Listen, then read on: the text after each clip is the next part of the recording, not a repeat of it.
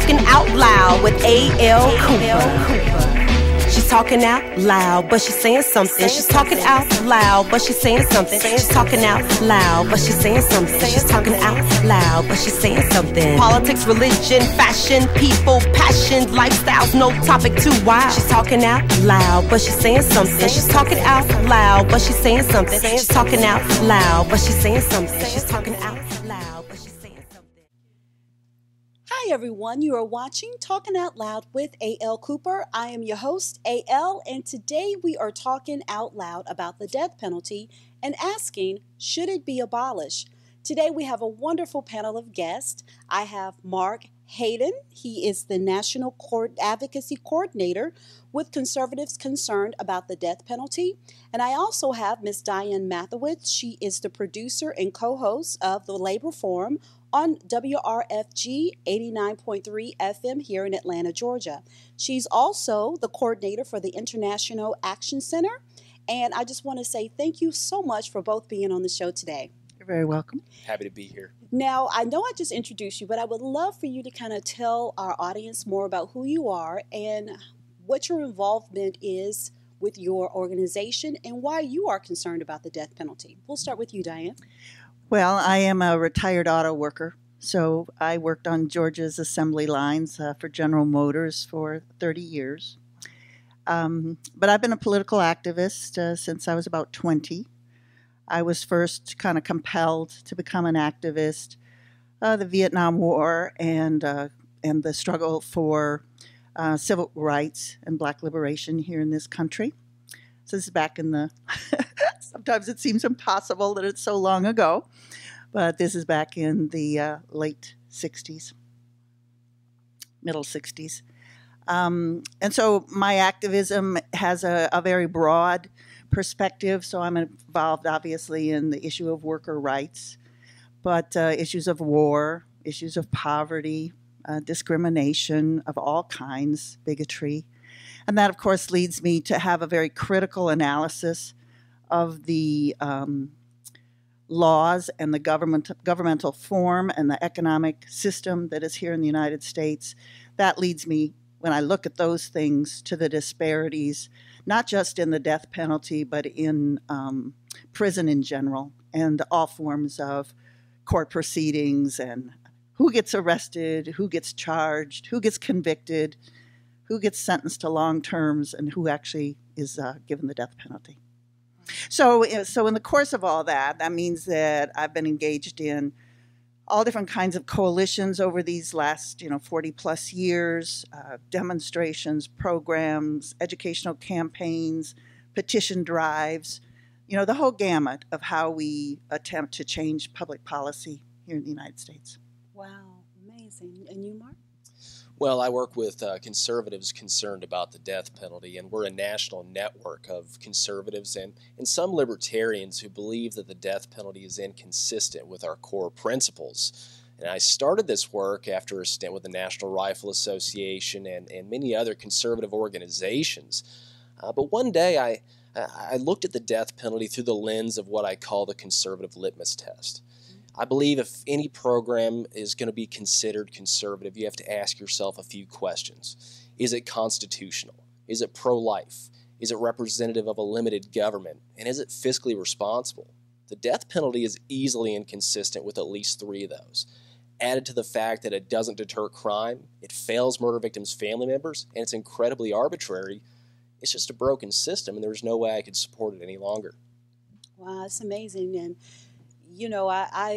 I'm here basically on this panel representing just the average person who hears about the death penalty on the news. You may read about it in the newspaper, but really is not as educated about it as we should be as the American people. There are so many people, when you think of the death penalty, they think of these heinous crimes that must have been committed, or these people who have done just unspeakable acts and crimes and that they're justified. But in actuality, there's so much about how it is, like you said, Diane, how it is, how you get sentenced and why you get sentenced. That's so, let's just say, arbitrary, that it's just hard to really kind of understand exactly what it is and why should it not be abolished. I mean, I'm not sure exactly when the death penalty was instituted here in our country. But I, as a citizen, just don't think that it's fair. A lot of people think that it's, what is it, an eye for an eye, a tooth for a tooth, you do unto me, and, it should be done unto you. And I'm sure that a lot of the victims of people who have been murdered or just had heinous crimes done to them feel the same way. But I just don't think that I don't think we have the right to take someone's life just because they took someone else's life. Do you guys get a lot of that feedback when you're talking to regular citizens and they have opinions about it? Like when you go to different meetings, I'm sure there's a group of people who are concerned about the death penalty, and they have all of these things that they say to you. What are some of the things that you hear from citizens that come to some of the meetings that you guys might be at? Well, you make some good points, and oftentimes people have this emotional reaction to some of these crimes that they hear about on TV, and they think, well, we have to sentence those people to death. Well, first off, it's not the most heinous crimes that result in a death sentence. 2% of all U.S. counties account for the majority of all death sentences in the United States. Wow. Most counties, they just can't even afford the death penalty. In reality, you can commit 2 identical murders in 2 adjacent counties and receive 2 different sentences.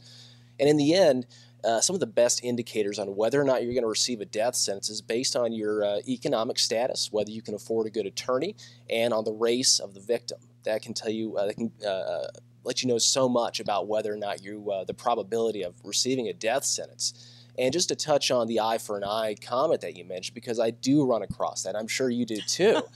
I'm a Christian, and I'm very proud of that fact, and I'm never going to hide that. But when people talk about eye for an eye, it's important to understand what the Bible was actually talking about. That's not a mandate. It's saying that if you kill my family can't go above an eye for an eye. They can't go kill your whole family back. And that's what it's saying. It's not actually a mandate.